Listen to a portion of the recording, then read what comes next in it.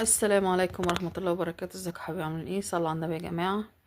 واحد باعت لي بيقول ان هو راح اتجوز جواز صالونات، وراح عندهم يجي 6 مرات، وفي مرة منهم كان بيخرج، يعني خدها وخرج هو واخوها ومفيش حاجة وحبوا بعض وكويسة ومفيش اي حاجة. بيقول بس كل ما اروح عندهم الاقيها مبوزة، حتى لو بنضحك ونهزر الاقيها مبوزة. قلت يمكن في حاجة مضايقة. عملنا الفرح عشان كنت انا ما طولتش، عشان كان حاجتي كلها جاهزة، ما قعدتش مدة طويلة. وبعد ما اتجوزت برضو، يعني أنا عندي ورشة، وما شاء الله ربنا فتحها عليا. فكنت كل يوم لما اجي من الشغل احاول اخدها وافسحها واعمل لها اللي هي عايزاه واجيب لها اللي هي عايزاه. برضه الاقيها مبوسه، اسالها مالك تقولي مفيش. ايه اللي مضايقك؟ مفيش حاجه مضايقاني. قلت خلاص يمكن هو ده طبعا. وبحاول ان ايه اتكلم معاها واهزر، حتى كلمت مامتها بنتك مالها، قالت لي مفيش حاجه. طب في ايه؟ مفيش حاجه يا ابني. قلت خلاص يبقى ايه، هي كده بقى، يعني هو ده طبعها كده.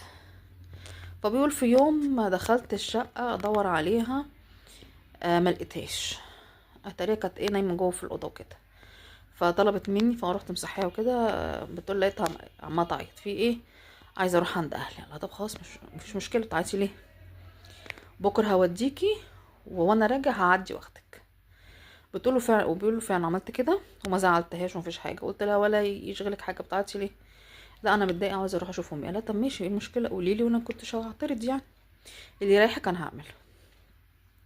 وفعلا وديتها وجبتها وما رضيتش اطلع، وايه استنيتها تحت وكده، وخدتها وفسحتها وعشيتها بره ومفيش اي حاجه.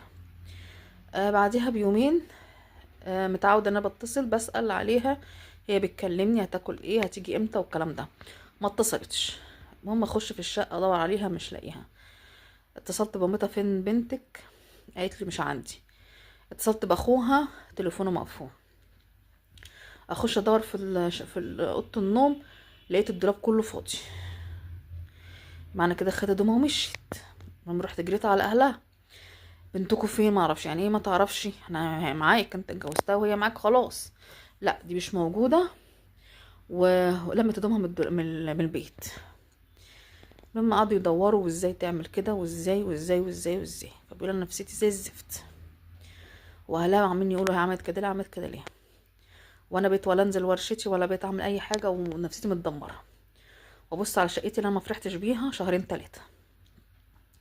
فامي قالت لي عشان تخرج من اللي انت فيه ده لازم تتجوز. فبيقول اتجوزت بنت الجيران، عارفه الظروف وعارفه اللي حصل لي، وقبلت ان هي تتجوز على عفشه قديم. انا ملحقتش، مفيش شهرين وما